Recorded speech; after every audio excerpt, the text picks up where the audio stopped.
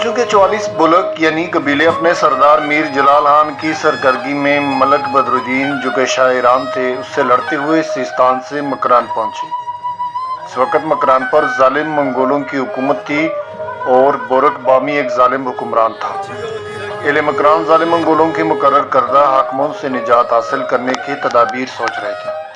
السلام علیکم، میں ہوں تبسم جلالوی اور آپ لوگ دیکھ رہے ہیں میرا یوٹیوب چینل تاریخ ناک۔ آج کی تاریخ ناک میں آپ کو بلوچی قبائل کی سلسلہ وار تاریخ کے ایپیسوڈ میں سے مکرانی بلوچ کے بارے میں بتانا مقصود ہے، لیکن تفصیل پر جانے سے پہلے اگر آپ نے ابھی تک میرے یوٹیوب چینل تاریخ ناک کو سبسکرائب نہیں کیا ہے تو اس کو جلدی سے جلدی سبسکرائب کر لیں اور اگلی ویڈیو کی نوٹیفیکیشن اپنی موبائل پر آن رکھنے کے لیے میرے چینل کے بیل آئیکن کو لازمی پریس کیجیے گا تاکہ ہر نئی ویڈیو کی اپڈیٹ آپ کو پر وقت مل سکے۔ اب آئیے آگے چلتے ہیں تفصیل کی جانب۔ اہل مکران بلوچوں کی آمد کو غنیمت جانا اور بلوچوں کے سردار میر جلال خان سے مل گئے اور اپنی وفاداریوں کا رشتہ بلوچوں کے ساتھ جوڑ لیا۔ منگولوں نے حالات کی نزاکت کے پیش نظر فوراً مکران چھوڑ دیا اور ایک محفوظ مقام جالاوان کی طرف ہجرت۔ وہی منگول جو مکران کو چھوڑ کر جالاوان کی طرف منتقل ہوئے تھے اب وہ مینگل بلوچ کہلاتے ہیں۔ منگولوں کا مکران چھوڑنے کے بعد مکران کی انان حکومت میر جلال خان نے سنبھالیا اور ریاست میں بہت اچھا انتظام کیا۔ بلوچ قبائل کو جاگیریں دیں اور انہیں اچھے اچھے مقامات پر آباد کیا گیا۔ اس طرح بلوچ مکران پر چھا گئے اور انہوں نے مکران کو اپنا وطن بنا لیا۔ میر جلال خان کا دور اقتدار نہایت پرسکون رہا، کسی بیرونی طاقت کو بلوچی حکومت پر حملہ کرنے کی جرأت نہ ہوئی۔ میر جلال خان نے نہایت شان و شوکت سے حکومت کی اور اپنی طبی موت مرا اور اس جان فانی سے کوچ کر گئے تھے۔ پاکستان میں مکرانی لوگ زیادہ تر بلوچستان میں مکران کے ساحل اور زرین سندھ میں بنیادی طور پر لیاری کے علاقے میں پائے جاتے ہیں جو کراچی کے تحت آتا ہے۔ مکرانی لوگوں کو ان کے جسمانی شکل کی وجہ سے شیدی بھی کہا جاتا ہے۔ خیال کیا جاتا ہے کہ ان کا تعلق مشرق افریقہ سے ہے اور وہ 1200 قبل مسیح اور 1900 قبل مسیح کے درمیان دنیا کے اس حصے میں آئے تھے۔ اس قبیلے کے پہلے فرد 628 میں ہندوستان آئے اور کئی دوسرے 712 میں برصغیر میں اسلام کے آنے کے بعد آئے۔ مورخین کا کہنا ہے کہ یہ قبیلہ محمد بن قاسم کی فوج کے ساتھ سپاہی رہا ہے اور زنجیز کے نام سے جانا جاتا تھا۔ دنیا کے اس حصے میں ان کی آمد 17ویں صدی میں اس وقت پڑ گئی جب پرتگالیوں نے انہیں مقامی شہزادوں کو بیچ دیا۔ وہ 4 قبائل کارادر مکن، حیدرآباد مکن، لسی مکن اور میلا رکن میں تقسیم ہوئے اور میلارو مکن میں تقسیم ہیں۔ وہ پیر منگو کو اپنا ولی مانتے ہیں۔ ان کی زبان مکرانی ہے۔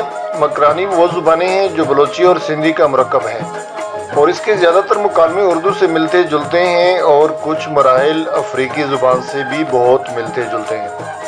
مکرانیوں کی اکثریت کا تعلق اسلام سے ہے اور وہ بریلوی مکتبہ فکر کی پیروی کرتے ہیں۔ پیر منگو کی پیروی مکرانیوں کے ولی کے طور پر کی جاتی ہے اور ان کا ایک سالانہ میلہ بھی ہوتا ہے جسے شیدی میلہ کہا جاتا ہے۔ اس تہوار میں وہ منگو پیر کی زیارت کرتے ہیں اور موسیقی اور رقص کرتے ہیں۔ مکرانیوں نے زیادہ تر اپنے ہی قبیلے کے لوگوں سے شادیاں کی ہیں۔ ان کی شادی زیادہ تر ماہی گیروں، رنگ کاری اور کپڑا بنانے والوں سے ہوتی ہیں۔ اپنی شادی پر وہ خصوصی تقریب کا اہتمام کرتے ہیں جس میں شادی کی اصل تقریب سے کئی دن پہلے گانا، ناچنا اور تقریب منائی جاتی ہے۔ موسیقی مکرانی ثقافت کا ایک عام جزو ہے۔ 1970 اور 1990 میں لیاری نے اپنا میوزک بنایا ہے جسے لیاری ڈسکو کہا جاتا ہے۔ موسیقی کی دھڑکن، گانا اور رقص افریقہ سے ملتے جلتے ہیں۔ موسیقی صرف تفریح کے لیے استعمال نہیں ہوتی بلکہ یہ ان کے ایمان میں بھی آتی ہے۔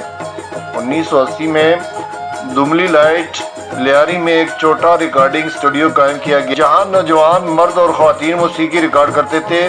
لیاری ڈسکو میں ریکارڈ کیا گیا گانا بیجا تیر بیجا 1988 میں PPP کی انتخابی مہم میں بھی استعمال ہوا تھا۔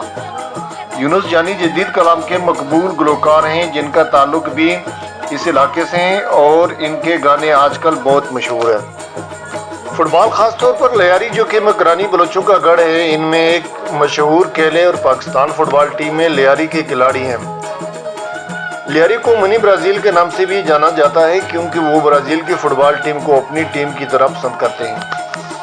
فٹ بال باکسنگ کے بعد اگلا سب سے مشہور کھیل ہے اور لیاری نے کئی بین الاقوامی باکسرز پیدا کیے۔ ان باکسرز نے اولمپک میں گولڈ میڈل بھی جیتا ہے۔ ڈونکی ریس بھی ایک مشہور کھیل ہے، یہ لیاری سے شروع ہو کر کلفٹن کراچی پر ختم ہوتی ہے۔ مکرانی علاقہ جو بلوچستان کے تحت آتا ہے پہاڑی ہے، یہاں 3 اہم سلسلے ہیں: Makran coast range, central Makran range اور سیسان رینج۔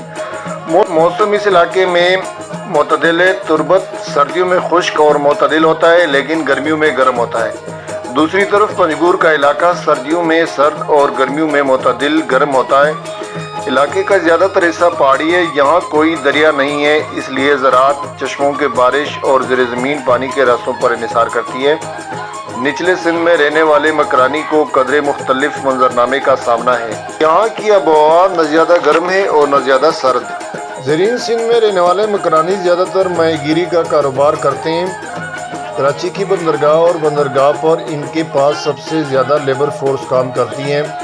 لیاری کراچی کا واحد علاقہ ہے جس نے 1950 سے 1980 کے درمیان ہونے والی صنعتی اور معاشی ترقی سے شاید ہی کوئی فائدہ اٹھایا ہو۔ کیونکہ دریا نہیں ہے اس لیے یہاں فصلیں نہیں ہوتی، لیکن کھجور، ناریل، کیلے، اناج اور دالیں عام فصلیں ہیں۔ گوادر میں نئی بندرگاہ کی ترقی اس وقت مقامی معیشت کو آگے بڑھا رہی ہے۔ مکران اور افریقی ثقافت میں یہ بات مشترک ہے کہ وہ آج بھی مگر مچھ کی عزت کرتے ہیں اور ان کی پوجا کرتے ہیں۔ وہ مگر مچھوں کو پالتے ہیں اور انہیں مستقل بنیادوں پر کھانا کھلاتے ہیں۔ مورخ کا کہنا ہے کہ یہ علاقہ کروکولا کے نام سے جانا جاتا تھا جس کا مطلب ہے مگر مچھوں کی عبادت۔ پاکستان کے اس علاقے نے سرزمین کے لیے بہت سے ہیروز پیدا کیے ہیں۔ ہوشو شیدی تالپور آرمی کا ایک سپہ سالار تھا اور برطانوی فوج سے لڑا اور اپنی سرزمین کے دفاع میں مر گیا۔